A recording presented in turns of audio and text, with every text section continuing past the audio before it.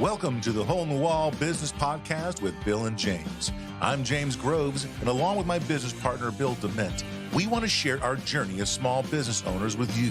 As owners of Hole in the Wall drywall repair, we will attempt to peel back the curtain of owning a small business in the trade service industry and talk about the many adventures of owning a small business. Hey, Bill.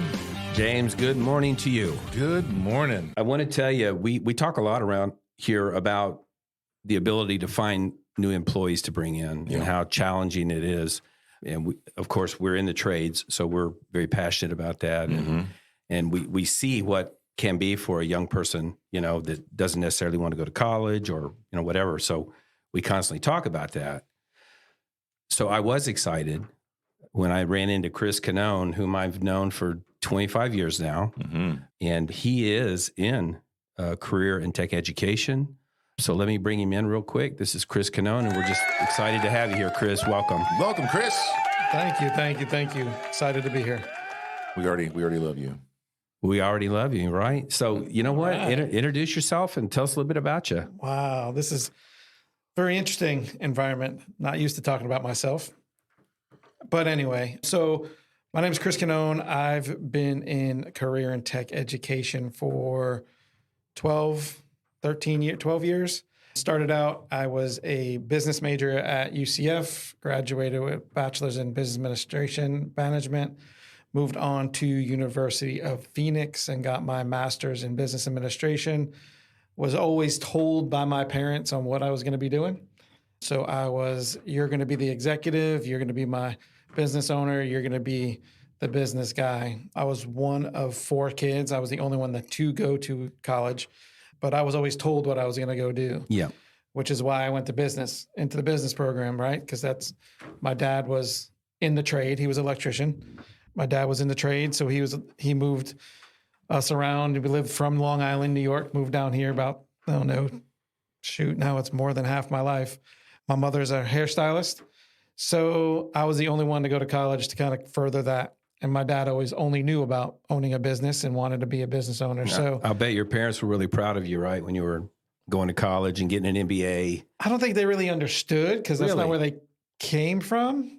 But yes, that's from what they knew of what it was. And I worked through the whole time I went to college. So I wasn't the typical live on campus, live in a dorm, get to party at frat parties. Yeah. I worked first job out of high school was at Boston Market, right across from UCF, worked there for many years until I finished my degree, moved on into AT&T and was in sales in the customer service in the retail store environment for years. After my master's, I ended up getting into pharmaceutical sales for some years, really just sales environment, was just trying to, figure my way, made good money when you had a good month. When you didn't have a good month, you didn't make good money. So that was kind of my sales side of it. Never really advanced after that, just based on, I don't know, maybe just the places I was at, the timing, things God had planned for me. I don't know the answers, why I never moved to the different levels and never really got into it. I'm more of a relationship builder. Yep. So maybe that's what kind of hindered me from being into that next level of sales and stuff like that. But I'm in education due to my wife. I met my wife, we're married actually yesterday, was 13 years. Congratulations. So, but when we were first dating, I was in wireless sales, doing outside sales stuff and wasn't happy and different situations were happening. And it took her right before our wedding got in my face and said, "What do you want to do? You are not happy. You're not good at sales. And what do you want? What's your passion?" She loves you if she can be honest with you like that. And it was one of those conversations like, why are you in my face? And why are you pushing me so hard?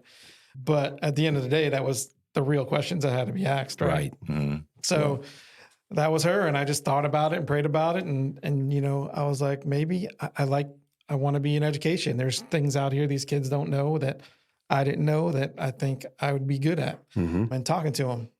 And from that point on, she put on her sales skills that she was in sales. She's a lot better than I am, obviously. and started just asking people that was coming into her location, hey, what do you do? Where do you work? What do you do? And it turns out there was someone there that was an administrator at a charter school and was like, well, my husband, and she throws her whole sales pitch trying to sell me, which is a hard thing to do. And that's how I ended up in education itself. Yeah. First job was in a charter school, which was for the kids that got expelled, and got thrown in there halfway through the year and go for it. Here, you're going to teach business and leadership. Well, what does that look like? But looking back, that was probably my favorite position to start at. I mean, that was the best spot to be. Yeah.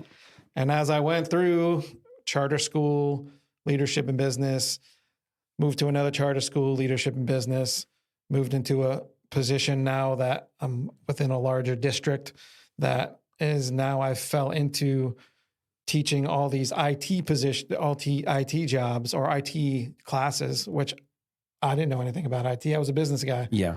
But my first introduction into teaching was, hey, you're going to teach 6 different classes, 5 different periods, and here you go. Wow. And after that, it just evolved. You start figuring out, and, from a business standpoint, what's going to be the best program for why we're here and for the kids. And we don't need all 6 of these programs. And you just start working it into where I molded it into more of a IT cybersecurity type of program that we built, and then grew that, and then kind of moved off and had other teachers come in to teach the stuff that I had. So ended up being able to build a IT business department, I guess you can say, within where I was at. So to clarify, so you're in education, but you're not in like the mainstream 4-year university education. You're more in the community-based education, right? Yes. And then your job title currently is? Career Services. Career Services, great. Yeah. So this is where I kind of get excited about it, because we have a very successful business and we could actually do more work for our customers if we had more better quality employees. We've got some great employees now. Finding quality people who want to learn this career are difficult. And I got to tell you, I'm not sure how good of a job people are doing in the high schools, helping people transition from, high school learning to the real world. Not everyone's cut out for a 4-year university. And I'm a big Mike Rowe fan. He's all about, the trades and technical college type things. And it's proven to be successful for many people. You don't have to go to a 4-year college. I've got several children. I've got 4 children. One got his master's degree. He's near DC working, FSU, did really well. I've got one that is very successful in the trades and is making a great living and is very happy without having to do to do all that. My daughter, she's a tattoo artist and she's now working, she loves what she's doing, right? My other son's working in warehousing. And it's like, so 3 of my 4 children have gone into the route where they didn't necessarily want to do a 4-year education. And I see it working in many lives, so you can have a very successful life. I've seen many people who've gotten that 4-year or more education who aren't even working in the trade that they went to school for. Right, and that diploma was accompanied by a large repayment on student loan debt. Absolutely. Yeah, now you're walking around with $80,000, $100,000 worth of debt for the rest of your life, right? And then, of course, we're going to default on some of those, and no one can really afford those most of the time.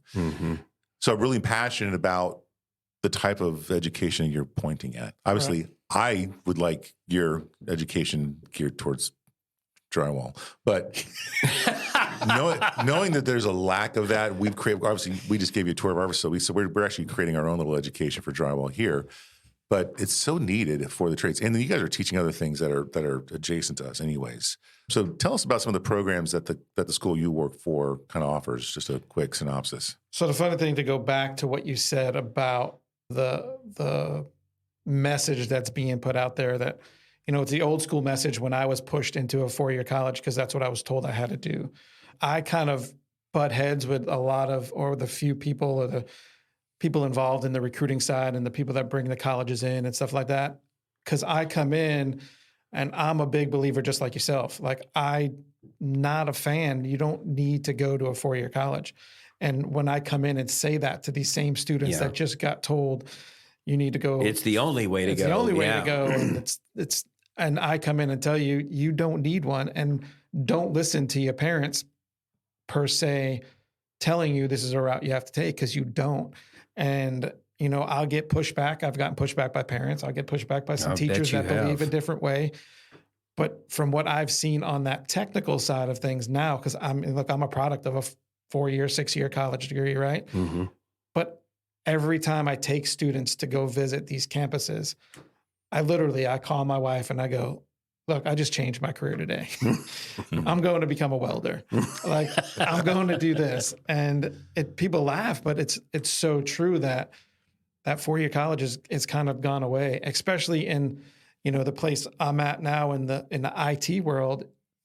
They're all about certifications. Yes. And they're all about, if you can get certified in this, that's going to move you further along than coming in with a 4-year college. Now, if you want to run the program, if you want to run the business, different story, right? You might need a little more skills. Right. So the certification side of things makes a bigger impact than that 4-year piece of paper in the trades and the different things like that. So programs that on the tech colleges, I mean, you got everything from automotive, diesel, car stuff to trades, electricity, that's HVAC, plumbing, HVAC, and electricity, carpenters. HVAC, business technology. I mean, building construction, that whole world. Those are things that I try when I was the last position I was in. I was the one recruiting students to go into those programs and at a high school level age, to be able to give them the experience to maybe, do I want to do this after I graduate? So it was cool to see. And for me to tell them, like, those are skills that even if you don't go that route, it's now an option, right? And even if you want to run your own business, your skills now, you don't need to hire that person to do those skills.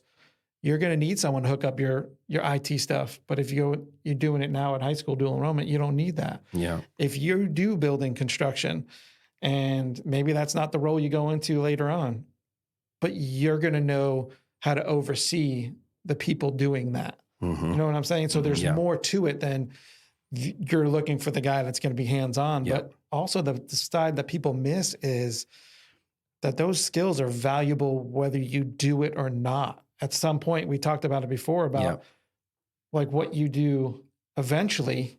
You're going to use that. Yeah. We talk about that with our crew a lot. It's like, even if you don't become a lifelong drywall technician, right? Because with my son, who's got his master's degree, he worked for us for multiple summers. And it's like, it's not that you're going to be in the construction industry forever, but that's a skill set that you will live with for the rest of your life.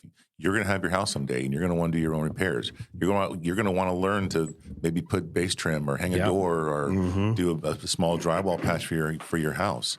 What's really interesting is he worked for us for a couple of years, and then because he had the experience working for us even for the summer, he actually landed a job in his field with a lean towards construction. So it benefits you even as a starter job. But one of the things that I like is sometimes these young people, they make bad choices when they're younger.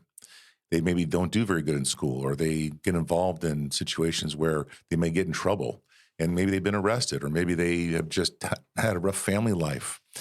And there is a reset, that there is the ability. If you change, you're not in those situations anymore, life isn't over for you.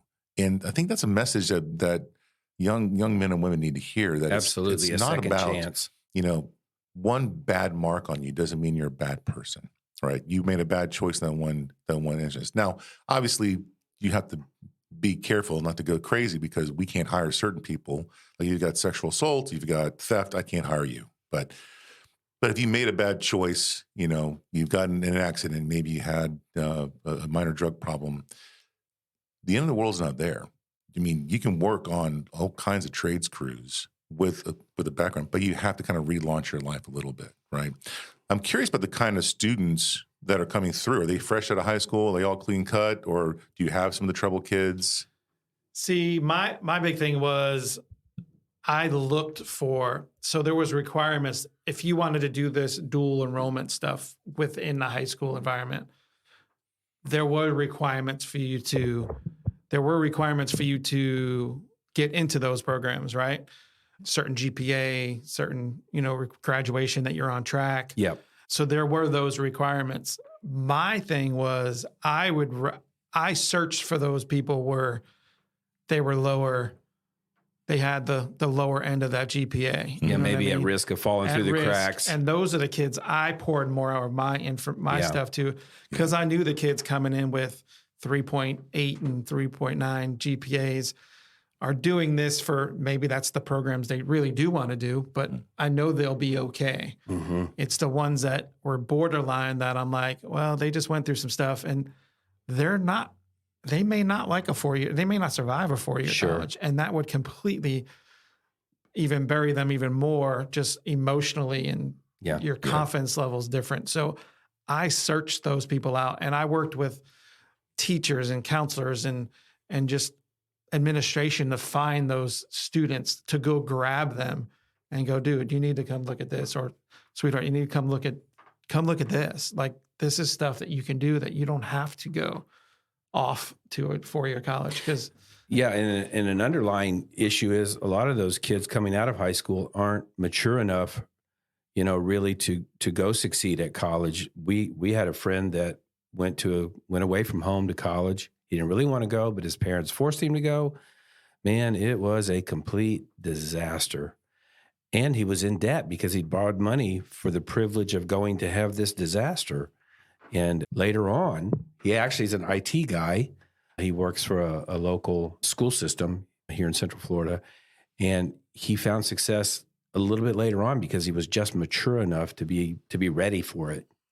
Right. And you said earlier about what types of folks and the people that make the mistakes. But the flip side is it takes folks like you, business owners like you guys, that are going to give that second chance, because a lot of the reasons why these students or young adults are, after they graduate, they kind of we lose them for a little bit. Yeah. Because they didn't have that direction or know which way to go, or they didn't even listen. Mm-hmm. Obviously, that's definitely an issue with, they don't want to listen to those people. And, I told Bill this is, they don't know what they don't know. And until someone actually speaks to them and talks to them and has someone like yourselves and other small business owners that are going to give them that second chance, because we've all done it. I mean, we've all been shown grace. We've all been shown that many times over. Yes. So, I mean, I think it takes the small businesses to kind of come into play and play that role of, hey, I'm going to give you a shot. And, by necessity, I think small businesses do. I saw a survey, this is probably 25 years ago, Chris, where the most money spent on education is by businesses who are bringing employees in and training them. And the number was far higher than the amount of money spent in colleges training people. It was amazing, because it's if an employee comes in a business's door and they don't know how to do what that business does, then there has to be a process to train them, which is what we determined here at Hole in the Wall. We build a training facility. We have a training curriculum. When a young man comes in, or a young woman for that matter, they go through the curriculum, they do hands-on training, and then they're put out in the field as an apprentice, essentially, for a period of time until they're ready to go on their own. Yeah, they work under a more skilled person, and they learn the life, because you can only teach so much in the classroom, right? Yeah. So you have to get your hands dirty. Yeah. And work on that. Yeah. One other point I was going to make was that there is a shift in society where homeowners and people don't necessarily want to or have the skills to do things in their own home. You were talking about people hooking up and computer stuff. People don't know how to paint. They don't know how to hang a door in their house. They don't know how to change a spark plug on their car. They just, as society has moved on, we just don't know how to do these things anymore. And our joke around here is we can fix anything. We know how to fix that, right, James? How do you do it? You make a phone call and write a check. That's how everybody thinks you fix something anymore. Yes. So, but somebody actually has to do that fixing. Mm-hmm. And that's why we're so passionate. We see it in our own business, Chris. We have more phone calls every day than we can service.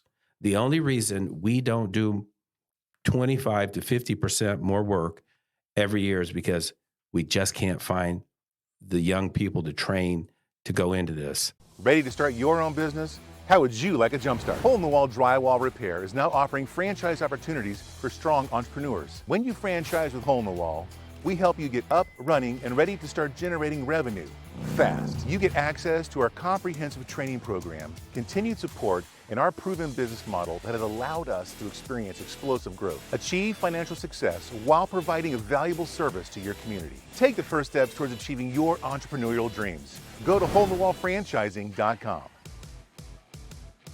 And one of the things that I also want to touch on is a lot of times the kids may want to do a higher education, but they can't afford it, right? And that's a problem. I mean, if your parents are working parents, both parents are working people, and they're doing their best they can, but sometimes they don't have enough money for the child to go. One of the things that we touched on earlier is that I was actually having a conversation with someone yesterday about this, that they had their college administration pushing loans on them. Like, hey, you want to go on vacation? Here's a loan. Here's a cost of living loan. Here's a loan for this. And so they had the ability to get into tens of thousands of dollars in debt. Yeah. And it feels like monopoly money when you're borrowing it.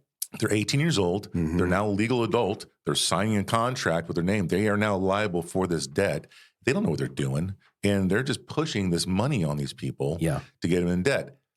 I really feel that obviously you're not free, but these programs are way more cost effective for the student, right?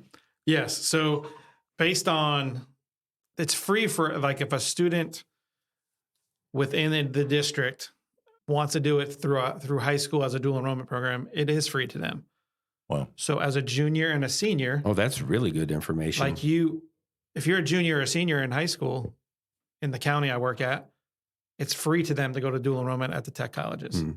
Like, they don't even pay for books. And it's even offered to homeschoolers, private schools are able to do this dual enrollment thing. Wow. Now, there may be a little bit of cost involved for the private school and the homeschoolers. Yeah. But at the end of the day, it's more or less free for them to go. And even if adults after graduation go, you're talking, it's all by work hours. You're talking almost $3 per work hour per program, like for the program. So some programs average anywhere from 500 hours to 1,500 hours. Mm-hmm. And that's seat time sitting in the classroom, right? So you're looking at $3,000-4,000 for programs that. But and you can easily spend that much on a semester of college. Right, $3,000-4,000, and you're set to go, which includes your certifications come into play. Yep. I mean, those may be some extra cost, but at the end of the day, you're $4,000 or $5,000 to go into a career that a lot of companies like yourself are partnering with these tech colleges that have apprenticeship programs, that run apprenticeship programs. I know there's electrical apprenticeship programs. There was welding apprenticeship programs.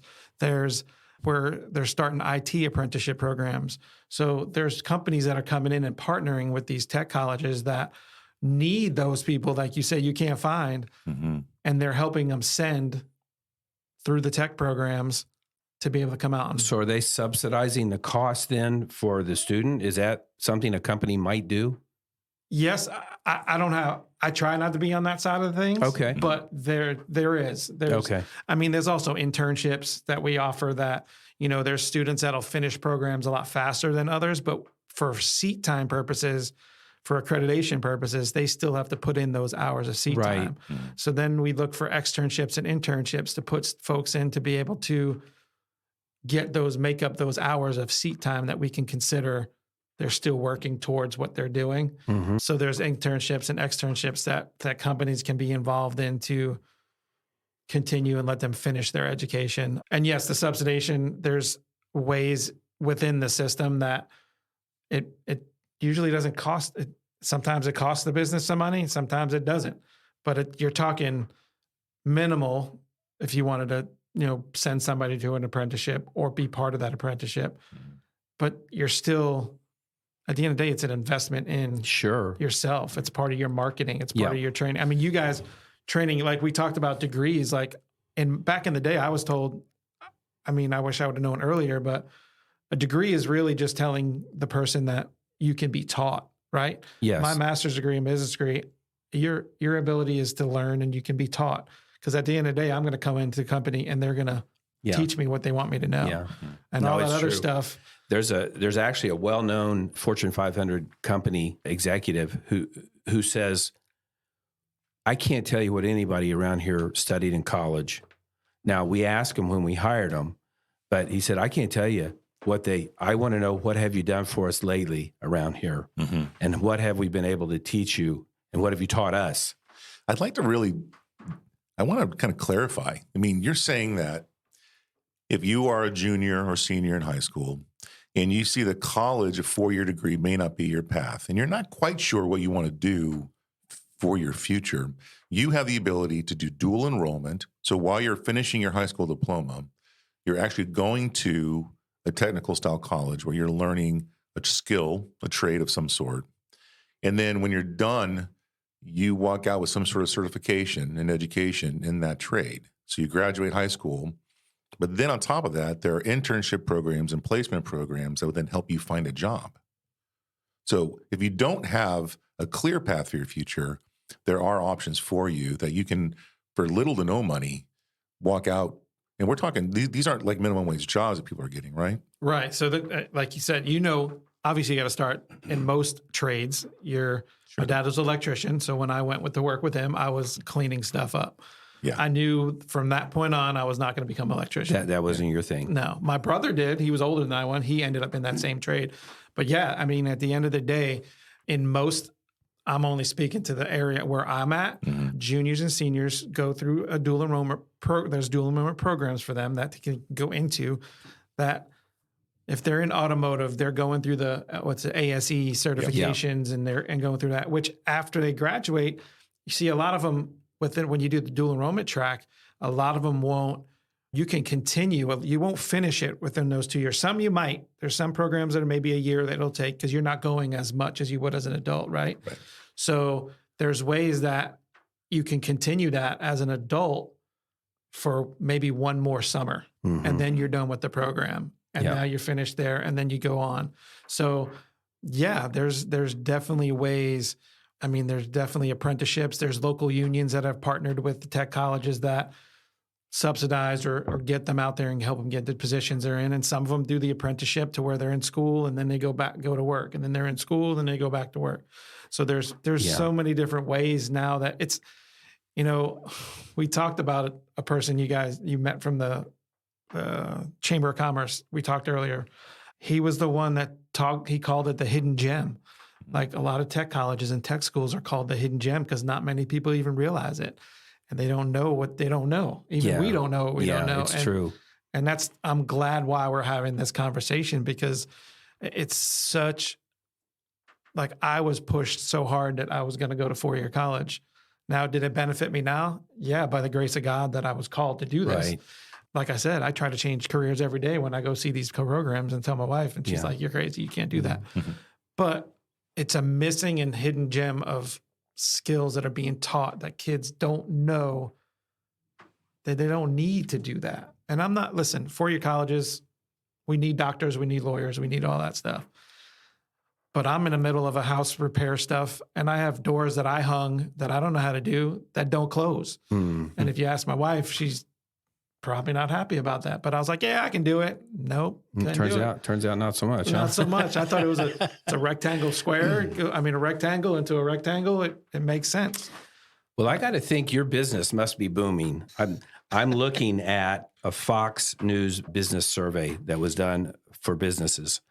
They had respondents from 95,000 businesses that reported 770,000 jobs gone begging, no one to fill them. And these are jobs in the trades. This is a 2023 survey they did. So that kind of gives you the scope of how big this problem is. And I'm sure that doesn't cover all the numbers. That's 750,000 jobs in the United States gone unfilled because they just don't have somebody qualified to put in the job. That's crazy. That's the level of need. That's crazy. So for a small business owner who's looking for some quality employees that have maybe a jump start, some sort of education, it's a great opportunity for them to kind of tap into the trade school market, right? I say so. I mean, I think that's a big place to start, but also, like we said earlier, is being involved to be able to give these kids a chance. I mean, you guys have built your curriculum here for training, like probably just as well as I've seen on these tours that I've gone on. So I think the involvement with those businesses, putting the investment into those people, I think you just need to find those people. And, it's going to be at the high school, it could be at the trade school, but at the end of the day, it's somebody that you found interest in that you want to invest in, right? So I don't know what specifically in drywall, like I know automotive, there's all these certifications. I know in IT, there's all these certifications, right? I know all that stuff to where getting to kids to that point is where you want to be for them to be successful. So I think you've built a training facility that no one probably even knows about that's available to people. You know what I mean? So I think finding those people can be found at the trade schools and the tech schools.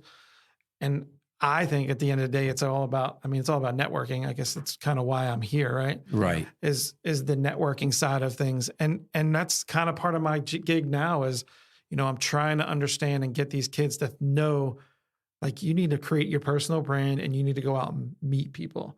I love that concept. You need to meet people. You need to talk to people. You need to, that's a piece of the pie that these younger kids are missing. And I hate to say that.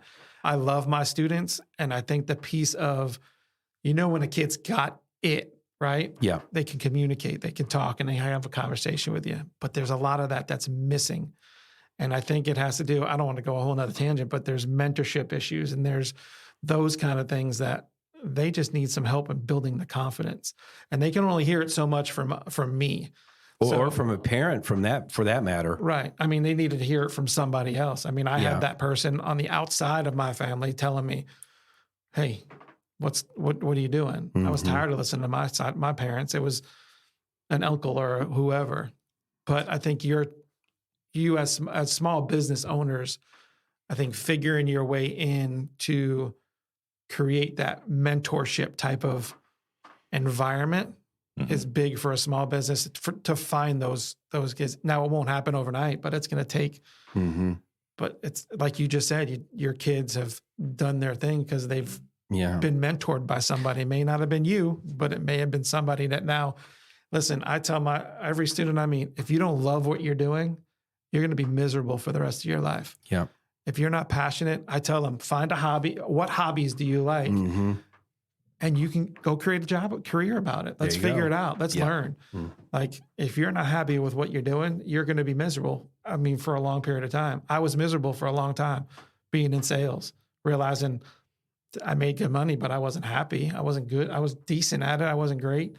And towards the end, you get disengaged and you stop doing it. And you're just like, this isn't fun anymore. You're only good as your last month, right? In sales. So, but I think I tell them, like, if you don't like what you're doing, you need to figure out what you're going to like to do. Like you said, your daughter's a tattoo artist. I mean, that's not an odd career, but it's something you don't hear somebody saying, I want to do. And then most parents and most people will say, you're not going to be a tattoo artist. Right. Yeah, you're not doing that. No, I bought her first tattoo gun. So I mean, how long did it take you to buy her that?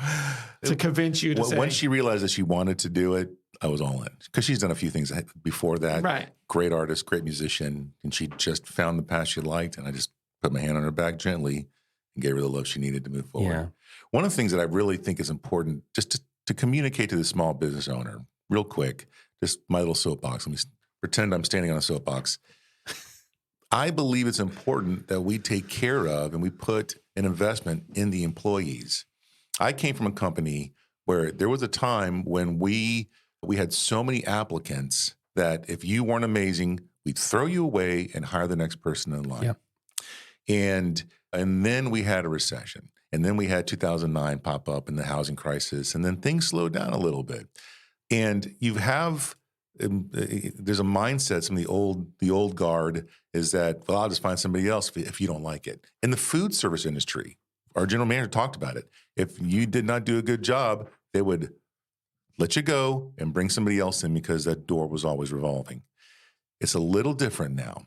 Now you've got people who they found remote jobs. They're social influencers. They find a different career path. So those of us who are in the trades, not everyone wants to get their hands dirty anymore. And so you can retain employees if you just treat them like human beings. Yeah. You can attract more employees if you just prove that you're not going to throw them away when the going gets tough. I'm a very slow to fire kind of guy. I would rather work with someone and get them through their problems, through a mistake, through an issue, than to let them go and have to spend another multiple thousands of dollars to retrain my crew. And as a small business owner, it doesn't take a lot just to let your employees know that they have value in the company and not make them feel less than. We actually have had several employees of ours that have come from other drywall companies, and their biggest complaint is, my boss used to yell at me and cuss at me all the time. Management by screaming, we call it. Yeah. I mean, there's one guy who said that, his boss would get in fistfights with people. It's like, this is not an environment you want to work in. You may have a job, or you may collect a paycheck for a short amount of time, but you're not going to feel valued. Definitely not going to feel safe. Yes. And no one wants to be yelled at. We're not in this, I have an issue with my employees, not an issue, but a thought that when I was in school, the football coach would call, all right, ladies, get in there, and they're all right, what's up? And he would always almost like try to be funny by calling us. Yeah, it was demeaning. It was demeaning. And I caught myself doing it a couple of times years ago. And I was like, that's not the boss I want to be. I want to be someone who respects my employees, because guess what? I'm not out there putting mud on walls and hanging drywall myself. The person who's doing that is my employee, who is a representative of my company. And they should be valued. And they need to know how much they are valued by us. And so I just want to encourage our small business owners, don't take for granted the employees you have. Take care of them. Make them feel like they're part of an organization that loves them, because we do. And I think that most employees want the best for their employees. Right. Most employers want the best for their employees. I just think you got to do it. And I bet that the more you do that, there's more skills that person has that you don't even know about, that you can utilize elsewhere within your business. That I try to get students and adult students to think outside. Do I want to be that football superstar? Absolutely. Am I going to be? Probably not. But there's stuff that I can do within that world that still makes me happy. Yeah. And I think as a small business owner, for just my piece is, if you value that person that works for you, and then you learn to get to know them, that's a future manager. That's a future lead. That's a future franchise owner, if you think about it down the road for you guys. So I think that's the part that is missing on all levels, no matter what industry, is the value of people. Like you said, all these other jobs have opened up remotely and all that. I mean, that's what people are doing, because at some point they probably didn't feel valued being at an office all day, right? And they ended up, wait, there's more options out there. Let me go explore. But I bet you the people that were treated right and were treated in a good way and were valued at their job aren't the ones out there looking. They're probably still where they're at. Yeah, good point. Awesome. Well, Chris, you obviously have a passion for what you're doing. I think we need more people like you who care. You're making a difference. Thanks for coming on the program. Real quickly, if somebody just wanted to reach out to you, what's a good way for somebody to find you? I'm on LinkedIn. You can search Christopher Canone on LinkedIn. I'm learning LinkedIn is a big use nowadays in the professional environment. And that's kind of one of the lessons I've been doing over the last month with my students, creating a personal brand, like I said earlier. And the first thing was them creating a LinkedIn page. So to preach to that is, LinkedIn's probably your best way to find me on there. Christopher Canone, Canone. Very good. Well, great show. Thanks for coming in, Chris. And everyone, thank you for listening. Another great show. We'd like to thank you for listening to the Hole in the Wall Business Podcast with Bill and James. We'd love for you to join our Facebook group and keep the conversation going. If you'd like to learn more about us and our business, check us out at holeinthewall.com. If you'd like to learn more about how to start a Hole in the Wall franchise, go to holeinthewallfranchising.com.